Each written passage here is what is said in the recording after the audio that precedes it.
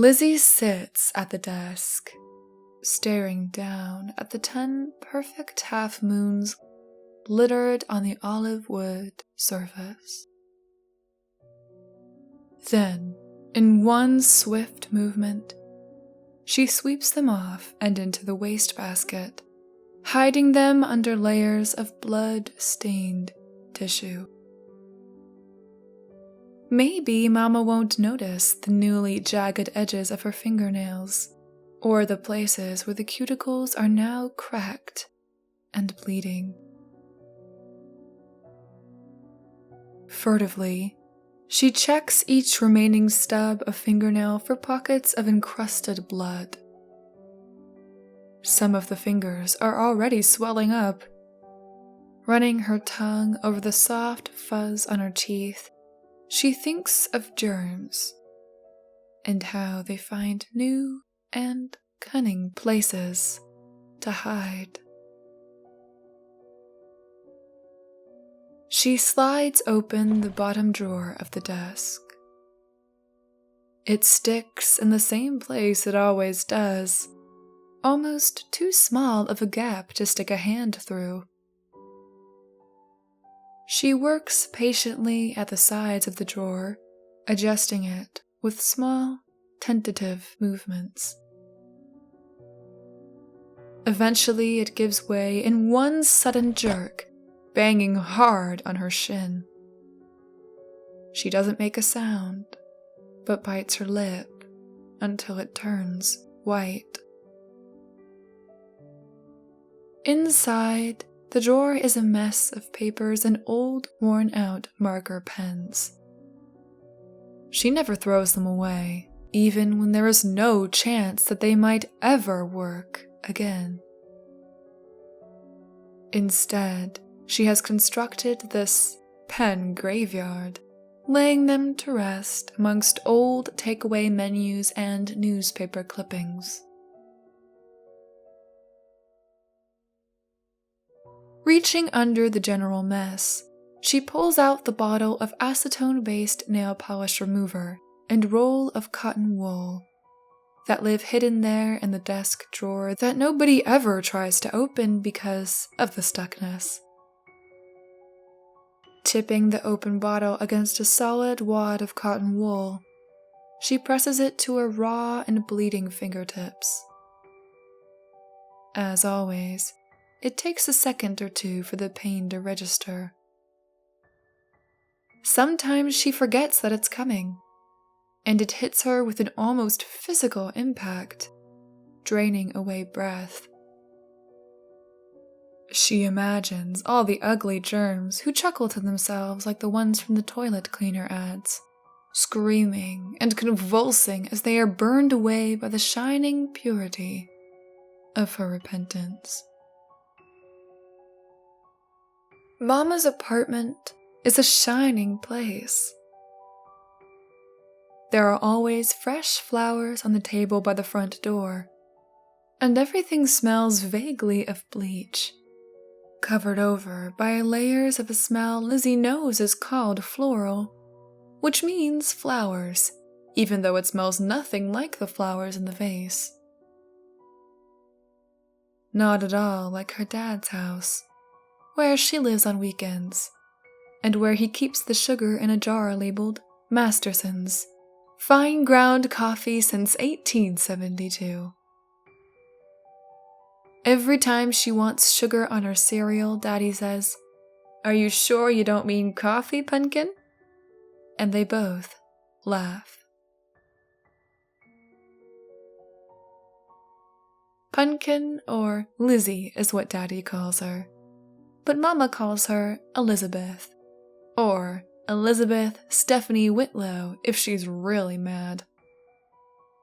At Mama's house, the coffee goes in the coffee jar, and she doesn't get sugar on her cereal anyway because Mama says sugar rots the brain. At Mama's house, you'd better use a coaster and not put your feet up on the furniture, young lady, or else.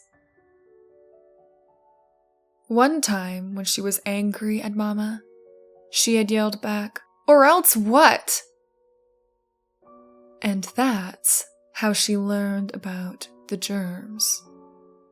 About how they crawl around on everything too small to see, and they'll make you sick if you don't kill them quick.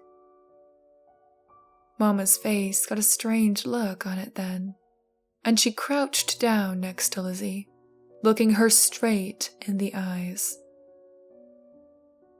"Let me tell you," she said, "what happened to another little girl who never washed her hands before dinner. She was a filthy little girl, and she collected those invisible germs from everywhere. If you could see them, they would have looked like a huge cloud of flies swarming all over her, getting in her nose and her mouth and all over her dirty hands. So, that one night, when she went to hug her parents goodnight, she covered them all over with her germs as well. And the next morning they were dead as doornails. That little girl killed her own parents. And after that, she had no one to look after her. You don't want that, do you?" Lizzie had shaken her head, wide-eyed. From then on, almost everyone commented on how neat and clean she was for a 5-year-old. Almost prissy.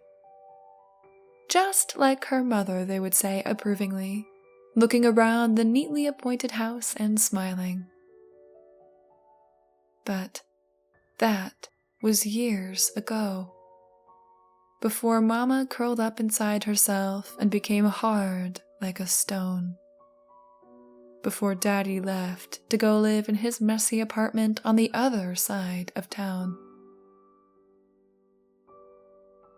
When Lizzie thinks back to that time, it feels as though someone has thrown up a soft but impenetrable wall of fog around her memories, so that she can view them only through a haze, never quite touching. It was around then that she started this habit of chewing at her nails, unconsciously and often quite badly. By then, Daddy didn't sleep in the same bedroom with Mama anymore. He slept on the fold-out couch in the study, like a visitor. This, Lizzie knew, was an indication of something so hideous that it must never be mentioned in public. She knew this because she had told old Mrs. Costello one day while she and Mama were out grocery shopping, and Mama had squeezed her hand so hard that she was left with sharp little crescent-shaped cuts from where Mama's nails had bit her. Mama had perfect nails. Every Saturday night, she wiped the delicate rose-tinted polish off each fingernail meticulously, and the smell of acetone filled the bedroom, muffling Lizzie's senses.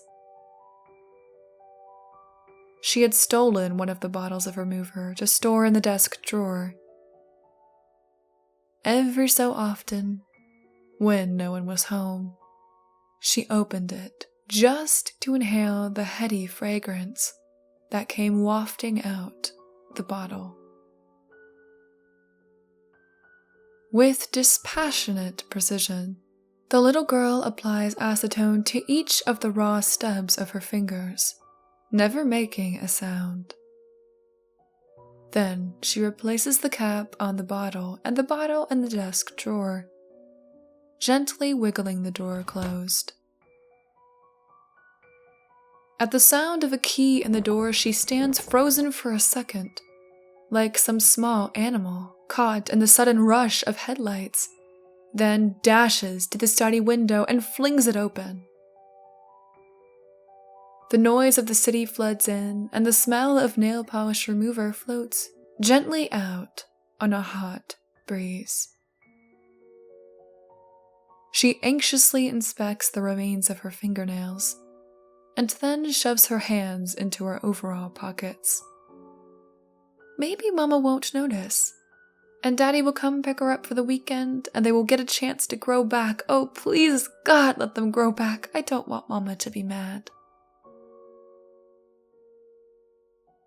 From the next room comes a female voice, muffled by walls, calling, "Elizabeth!" And then, "Elizabeth Stephanie Whitlow, come out here right now!" Casting her eyes desperately around the room, they light on an old cardigan wedged down the back of the couch. Mama doesn't come in here at all now since Daddy left, not even to clean. The whole room smells dusty and familiar, littered with Daddy's old things, everywhere, like sacred relics. Reminders. Lizzie threads her short arms into the cardigan's long ones, letting the sleeves flop over her hands. It smells like aftershave and the occasional illicit cigarette, smoked late at night on the balcony when Mama was asleep. It feels like a hug, wrapped around her in absentia. Just then, as though in a dream, she hears her father's voice behind her. "Gosh, Pumpkin, I thought we were going to have to send out a search party." She whips her head around, and there he is, filling up the doorway with his bulky presence. Mama stands behind him, glowering. 5'4" in her high heels, but somehow taller than all of them.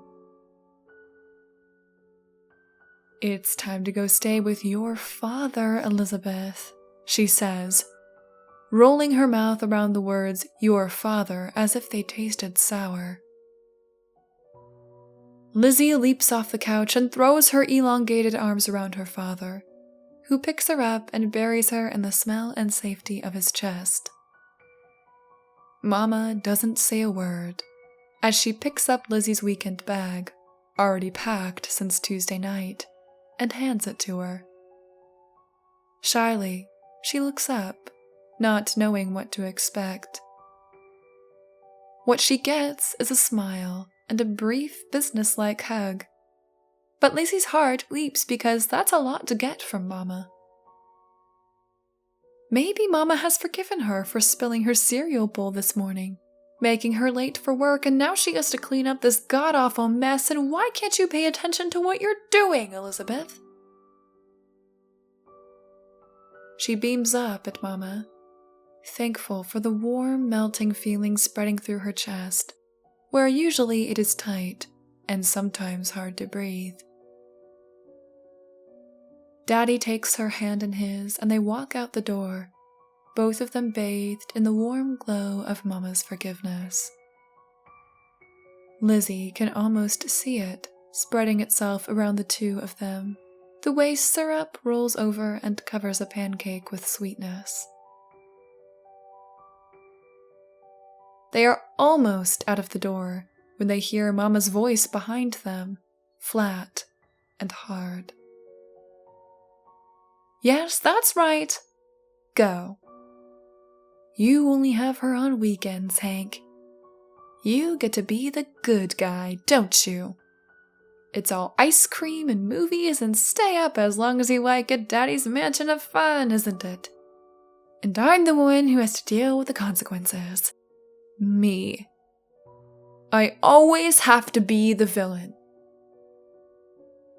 Mama's voice is getting louder now, more out of control.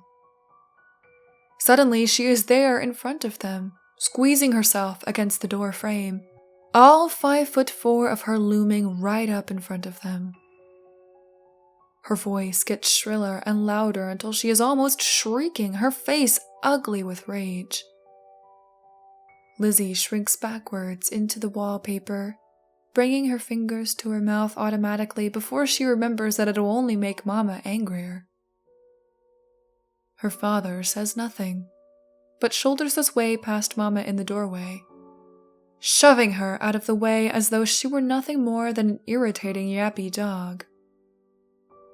His voice is cold and precise whenever she gets this way. The two of them steaming and spitting at each other like fire and ice. She's my daughter too, Caroline. I take it you don't want to be involved in any more legal hassles considering your circumstances. Mama stops dead in the middle of her ranting then, and starts panting as though he had slapped her right in the face. He whisks Lizzie and himself out into the hallway and slams the door behind him in a way that echoes the imaginary slap. For a moment, everything is quiet.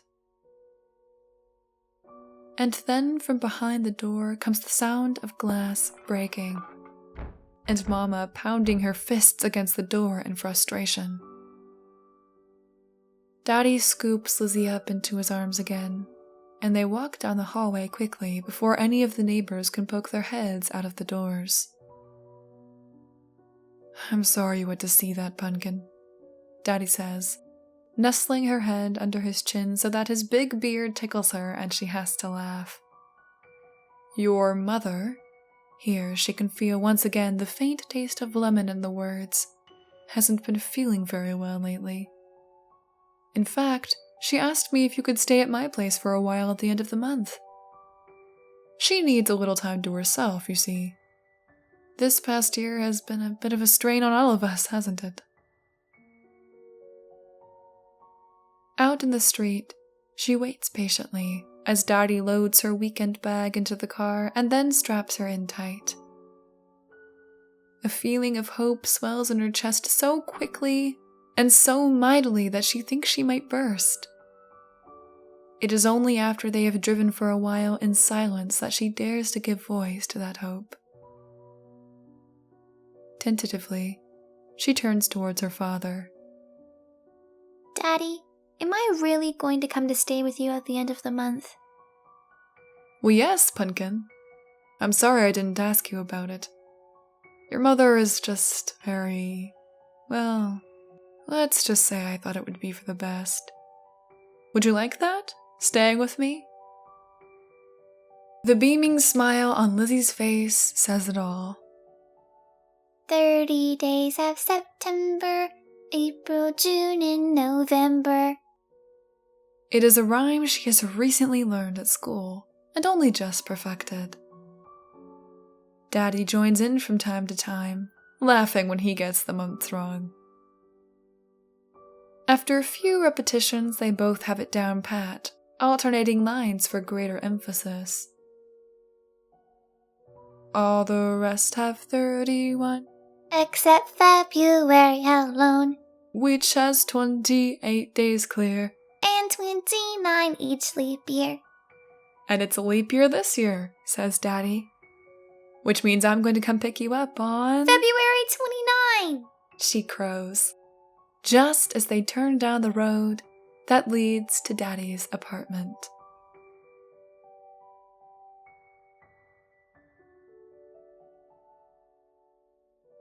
Lizzie watches as her dad pours sugar out of the coffee jar onto her cereal, both of them yelling "Stop!" at the exact right time.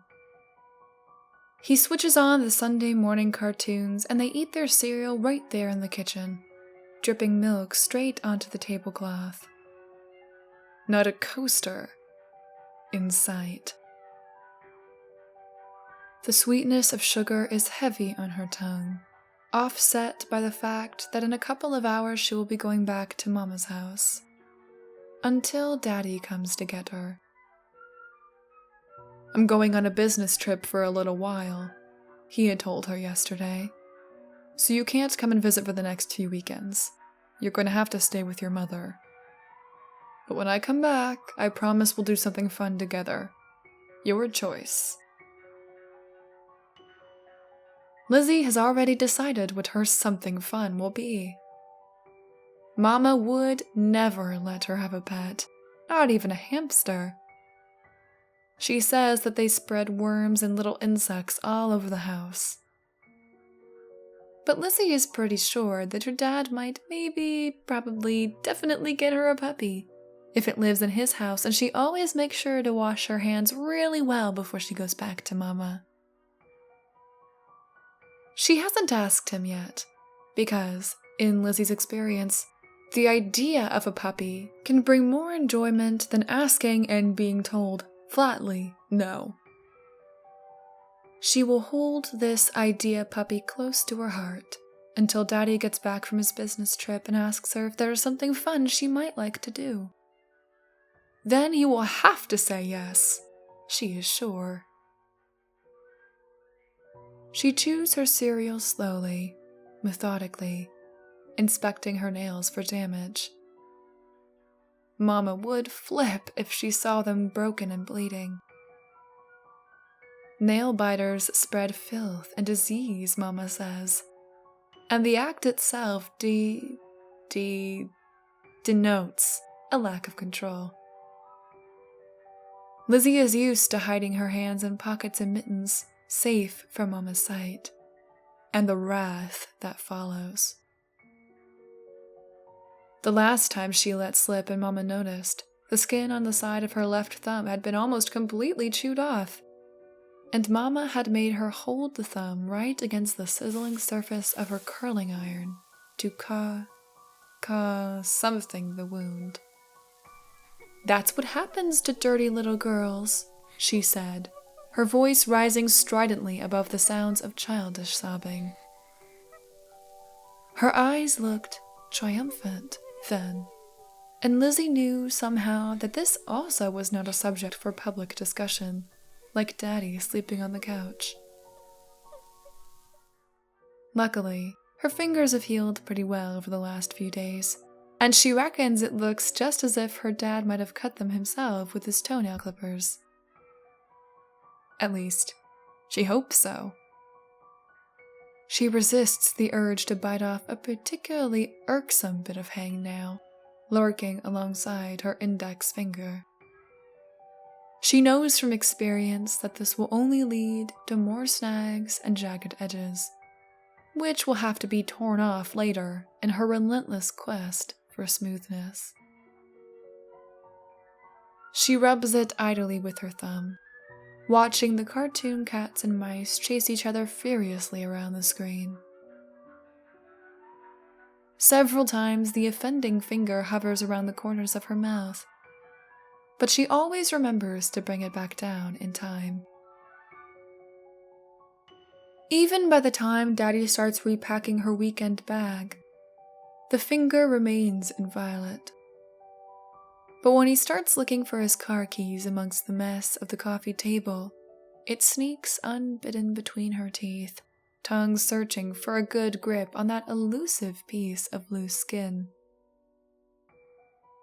All during the drive back to Mama's house, she chews absent-mindedly on the hangnail, oblivious to the pain as the skin slowly tears away. Daddy drops her off at the front of the building, checking to make sure she has her keys before kissing her goodbye. "I'm sorry for not coming up with you," he says, "but I don't really want to face your mother, sweetheart. I'm sure seeing me will only put her in one of her moods. Probably best for us all this way." He hugs her to him so tight that the air whooshes out of her, leaving only empty space inside. Then he gets back in the car and drives away. He doesn't look back, even though Lizzie watches him drive all the way down the street into the corner before he turns out of sight. Dragging her feet and her bag behind her, she enters the elevator and presses the button for the 5th floor. When they first moved here after Dad left, Mama used to joke about how it's a good thing we don't live on the 6th floor because then Lizzie wouldn't be able to reach the button. But that was long ago, before Mama's dark mood started lasting longer than the time she was happy. Now Lizzie could go all the way up to the top floor if she wanted to, standing on her very tippy toes and stretching to press the button marked 6. 6 years old is how old she will be 2 months from now. And she wonders idly if there will be a birthday party waiting for her when she gets home from school. Or if it will be like last year.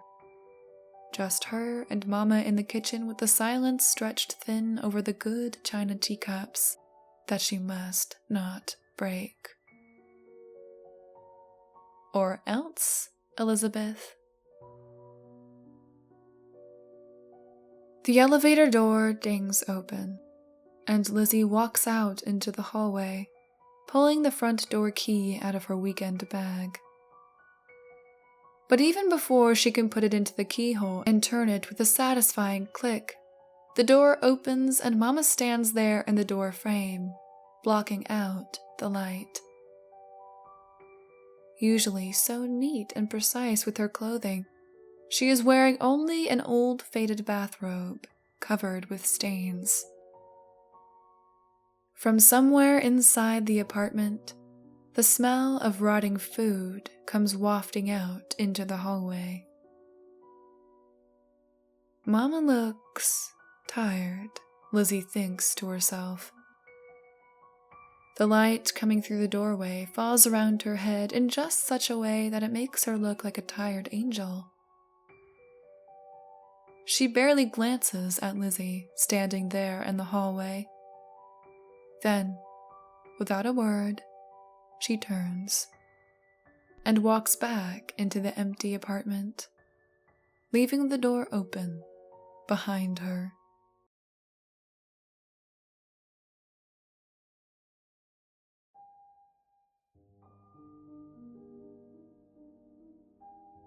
Lizzie has a calendar in her bedroom, and she crosses off the days until February 29th with a fat, red marker pen. Only 22 to go now.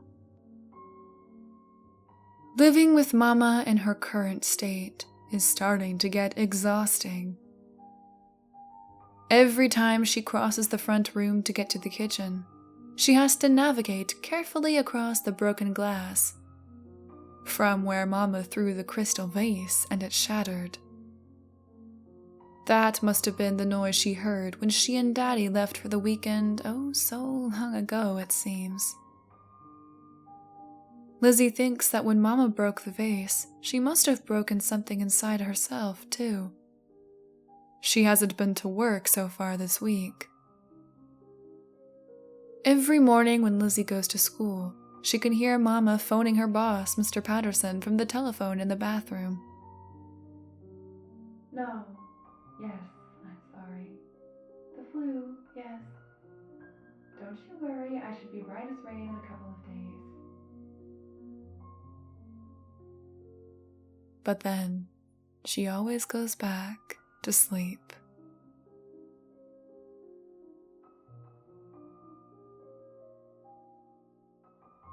Mama lost her job. Lizzie knows because when she gets home from school, she sees that all the telephones in the house have been wrenched out of their sockets and thrown clear across the room. Bits of plastic and wiring lie strewn around the apartment, along with all of the old half-full takeaway containers that litter every surface. She bypasses the broken glass and the sharp shards of plastic and goes to the kitchen to make her usual peanut butter and jelly sandwich. She thinks that it's a good thing she knows how to make peanut butter and jelly sandwiches and cereal, or she would have starved long ago. Mama hardly eats at all. Only takeaway pizza and Chinese, late at night after Lizzie has gone to bed. And even then, she barely eats any of it, leaving most of it to go moldy. She hardly ever sleeps either. Even when Lizzie wakes up in the night, thirsty in the haze of some half-remembered nightmare, she can hear Mama roaming around the house like a wild animal. She never gets up to fetch herself a glass of water anymore, and hardly even undertakes the long, dark journey from her bedroom to the bathroom on the other side of the apartment. When she does, she holds out until the very last moment, willing herself back to sleep. She doesn't want to run into Mama out there in the dark or be punished for switching the lights on and waking her. This conundrum holds her in its grasp night after night, until even her teachers at school remark on how tired she looks and ask her if she's getting enough rest. She answers politely, looking down at her hands folded neatly in her lap, and after a while, they let it go. She always has been a distant child, who flinches if you even so much as look in her direction. Most of the time, it gets chalked up to a painful shyness. Just a phase that she will soon outgrow.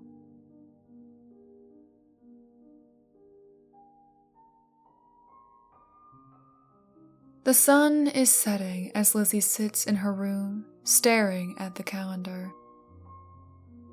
She always waits until the last sliver of sunlight disappears below the line of tower blocks, vaguely visible in the distance, before marking the day off with a big red X. Just as she completes the second stroke, neatly and without going over any of the lines that contain the day, her stomach growls, and she realizes that she hasn't eaten anything yet. She heads to the kitchen, hoping that there might still be some cereal left in one of the cupboards. When Lizzie walks into the kitchen, her heart skips in its beating. Some lady who looks just like Mama is standing in the kitchen, beaming down at her over a perfect PB&J, crusts cut off, non-crunchy peanut butter. The lady is wearing Mama's old bathrobe, that's for sure, and her face looks just like Mama's face used to look before she started sleeping all the time, pinched and alert, as though ready for an attack from any quarter. But Lizzie knows that it's not Mama standing there, because there is no sign of Mama behind this lady's eyes. Her face is strangely empty, devoid of expression. Then, suddenly, the eyes seem to soften, and Mama is back again, standing like a queen in her messy kitchen. "Why don't you sit down and have some dinner, Elizabeth?" It sounds like a question, but it isn't, Lizzie knows from experience. She plops down obediently on one of the kitchen chairs and reaches for the sandwich, all the time staring at Mama, in case the strange lady comes back. But Mama is staring down at Lizzie's hands holding the sandwich now, and all at once, she realizes her mistake. She drops the sandwich back on the plate and tries to whisk her hands back into her pocket, but Mama grabs hold of one with the speed of a snake, forcing her wrist backwards till it hurts. Crouching down, Mama examines the small hand locked in hers. The fingernails have been ripped off haphazardly, exposing the nail bed. Some of the cuticles are now torn off clear down to the knuckle. Lizzie looks at her own mutilated hand, not recognizing it for a second.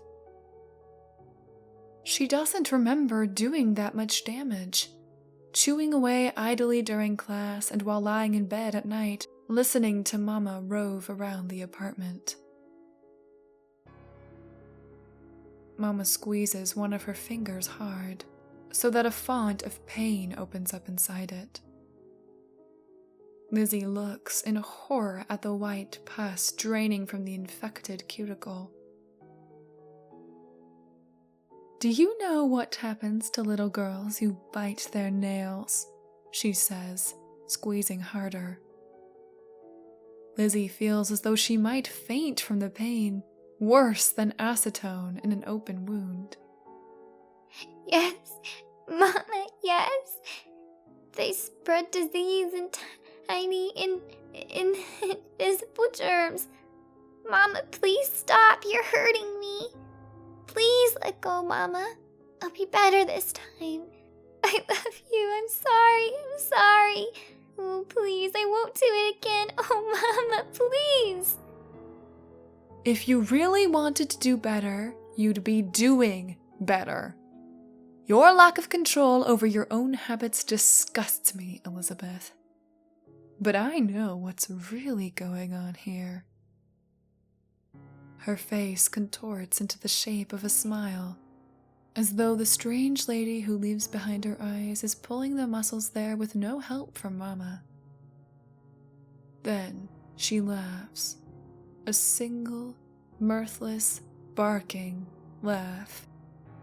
You want me dead, don't you, Elizabeth? You want to kill your own mother with your hideous germs and go live with your shiftless father, don't you? I'm onto you, young lady. But just you wait. You think it's all fun and games now, but wait until he gets bored of you. Starts ignoring you while he goes on his business trips and screws his horse. The words coming out of Mama's mouth are filthy. Lizzie hears the older boys using them on the playground at school, and they always get in trouble. Hearing Mama use these words causes Lizzie almost as much pain as her mangled finger. Maybe because Mama's eyes look wilder now than they ever did before, capable of anything. All I ever did, I did to protect you, she wails, her voice rising to a crescendo. I never let him touch me after you came. All that nastiness and bleeding everywhere. I tried to keep the place clean, keep you safe. And this is how you repay me? With your messes and your filthy germs? Mama punctuates her speech by crushing each and every one of Lizzie's fingers till they bleed and weep anew. She wriggles in the kitchen chair, legs swinging desperately just above the ground, trying to find purchase. Mama, please. I'm only trying to protect you, you ungrateful child. For a moment, Mama stops her ministrations and goes pensive, looking inside herself. Then she sweeps Lizzie up into her lap and holds her tight. If only you knew, whispers Mama. If only you knew what I'd do for you. I didn't want to tell you this because I didn't want you to worry.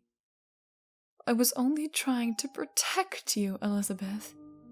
That's why I never told you what really happens to little girls who bite their fingernails. Mama's voice is soft in Lizzie's ear, and her breath stinks of old rotting food in her cavities.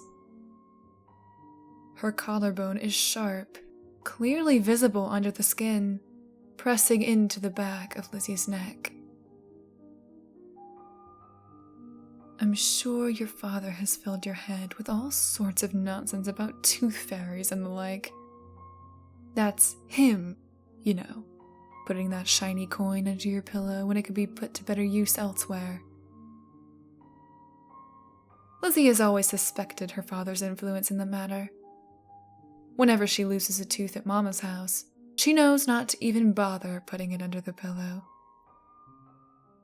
Well, I'll bet your father never told you about the scissor man, did he? The scissor man is what really happens to girls who bite their nails. He's a nasty fellow, all thin and bony, with great big scissors where his hand should be. He folds up his old bones under the beds of nail-biting children every morning, and when night comes he unfolds himself again, all creaky with arthritis. Then he sneaks right up to the bed, and BAM! Mama squeezes Lizzie tight in emphasis.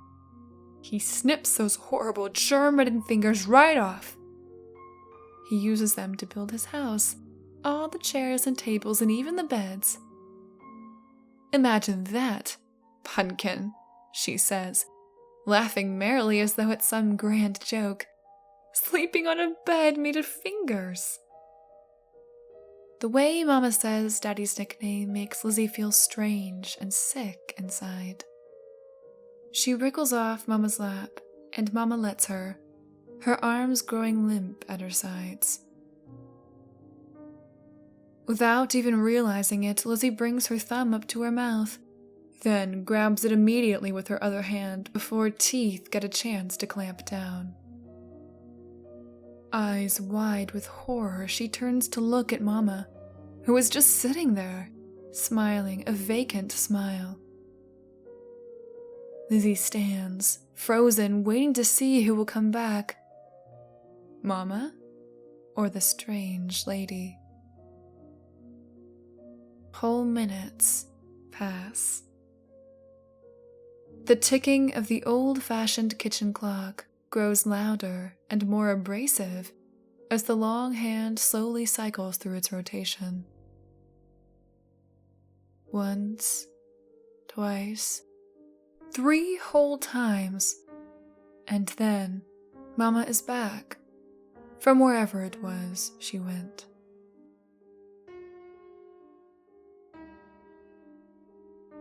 She looks down at Lizzie absently, placing one perfectly manicured hand on the child's head. Now, run off to bed, Pumpkin, says Mama, and watch out for that nasty man. Do you know, I think I saw him lurking around in your cupboard when I came in to check on you last night.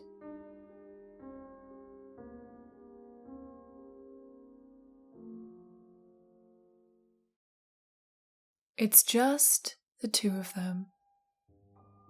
Lizzie and Mama against the world. Mama took her out of school, just showed up one day, neat as a pin, at the headmaster's office, and announced that the two of them would be going on an unscheduled holiday. During the car trip home, she was acting just like she used to be before she and Daddy started having problems, laughing and joking and making up stories about all the people stuck in traffic. That guy is mining for gold.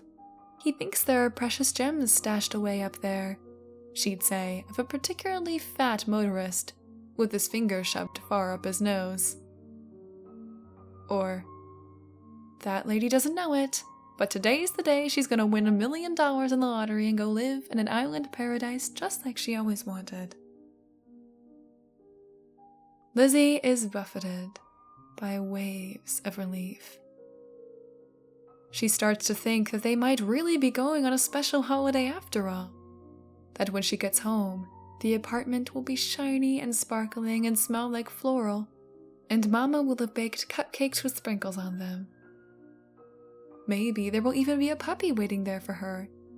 A big, floppy, gamboling one, with big wide eyes looking up at you so loving and wet that Mama won't even be mad if it pees on the carpet at first. Even before Mama opens the door, the smell of despair and rotting garbage hits her full in the face. Lizzie can tell that nothing has changed. She can tell because Mama's eyes have gone hard and cold again, staring into nothing. She hesitates for a long while before putting the key into the lock, and her hands are trembling.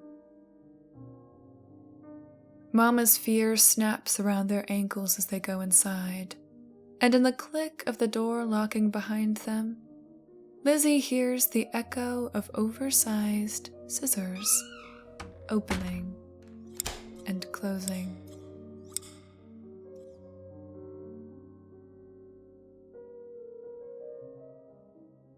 The days are gray and dull, blending into one another seamlessly.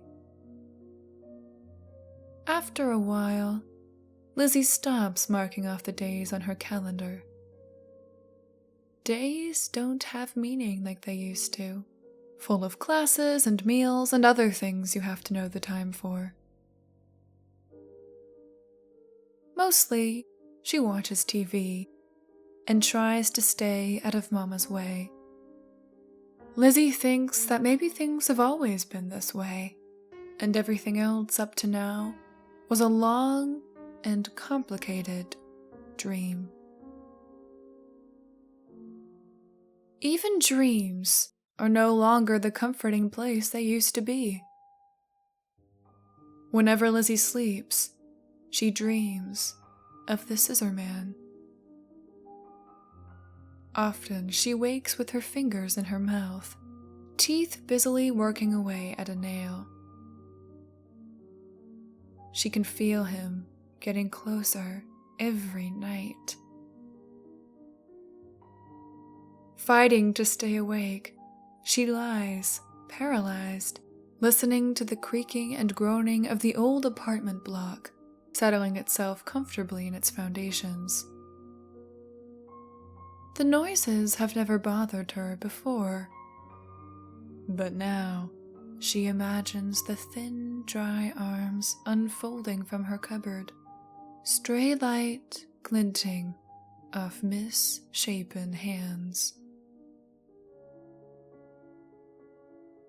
February 29th comes and goes without notice or comment from either of them. No one knocks on the apartment door looking for Lizzie. She spends the day in a daze, searching through old dishes and styrofoam containers for anything that might still be edible.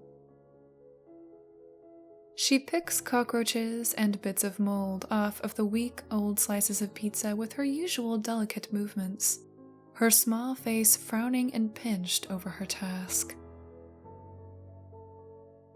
The supply of food in the kitchen is starting to grow scarce. Mama left her here forever ago, locking the apartment door behind her. A few eons after that, the electricity and water stopped working. Lizzie knows that she stinks, and she presses her dirty hands against her face, breathing in her own familiar smell. When night falls, Lizzie crawls under her rank sheets, as though she has never heard of electric lights. She wills herself awake, straining her eyes and ears in the coming darkness. Every sound takes on a new and menacing connotation. Some primal instinct within Lizzie has decided that if she can stay awake till Daddy comes to get her, it will be all right. If she can force her eyes to stay open until it feels like they are covered in a layer of sand gritty under her eyelids. If she hides everything but the top of her head under the covers, listening for the noise she knows is coming, Daddy will come and get her and take her away from here. If she can just... In a moment that may have been more dreaming than waking, she opens her eyes and sees the Scissor Man standing over her bed, watching her, idly opening and closing what passes for fingers. He makes a guttural noise in the back of his throat that may or may not be a laugh. And as he leans forward, she can see that there is only smooth, empty skin stretched over the place where his eyes should be. She knows that he doesn't need to see her. He can smell her stench rising up out of the fetid blankets. The rims of his nostrils flare and broaden as he bends down closer. In another moment, Mama is there. Thin and pale in her stinking old bathrobe. She is rocking back and forth next to Lizzie's bed, holding the big sewing scissors and crooning softly to herself. Lizzie pinches herself to check if she's dreaming, but it's hard to tell what does and doesn't hurt anymore. Almost to herself, she whispers, Mama? but the creature bearing down on her is not Mama. It is the thing that lives behind Mama's eyes, and it is mad as hell.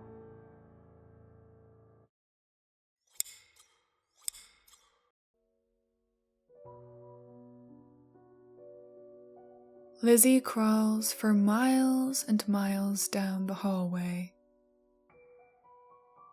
Her head feels soft and fuzzy, her mind summoned into consciousness by a harsh buzzing coming from inside Mama's room.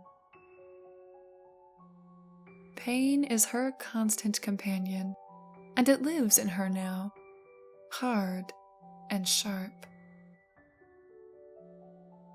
She barely registers the shards of broken glass from the vase by the door as she crawls over them. The noise stops, and then starts up again, a couple of times before she locates the source of the buzzing reverberating on Mama's dressing table. She looks over her shoulder, checking to see if Mama will notice this heinous misdeed. Mama has been gone for a very long time now, she thinks, and her vacant eyes scan the room only out of habit. She takes the vibrating cell phone and presses her ear against it.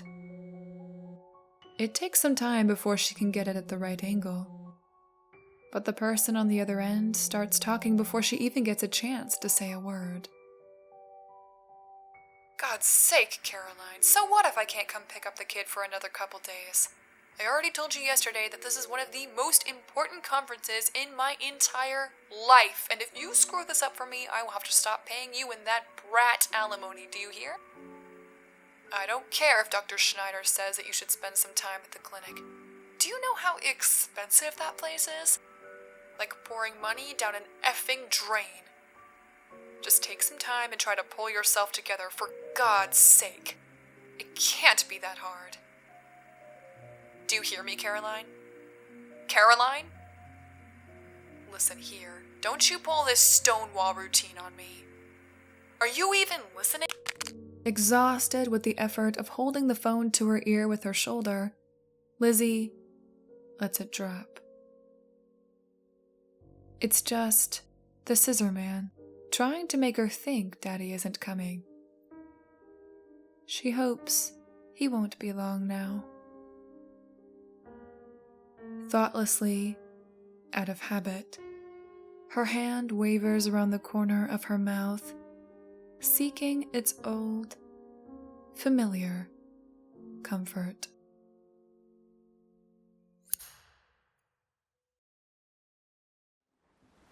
A huge, huge thank you to all my poltergeists. Stephen Swiftbird, Shadow Blackhawk, Spirit Father, King Gallant, JTX31, Joker Smurf 3, Daniel O'Connell, Gary, and Benjamin Croon. Your donations are much appreciated, so thank you from the bottom of my heart.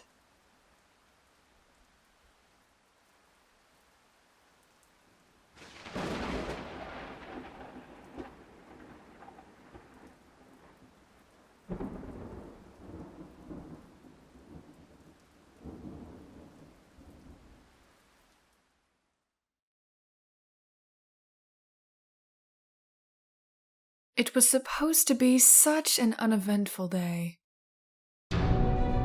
Still are unsure of the scope of the event.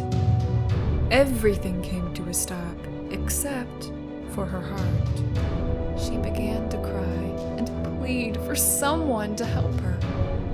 Are you okay? Hey, are you okay?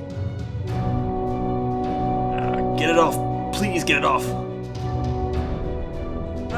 Stay in the car. She couldn't be trapped in here. Not in here. Oh my god, why had any of it happened? Help me, please.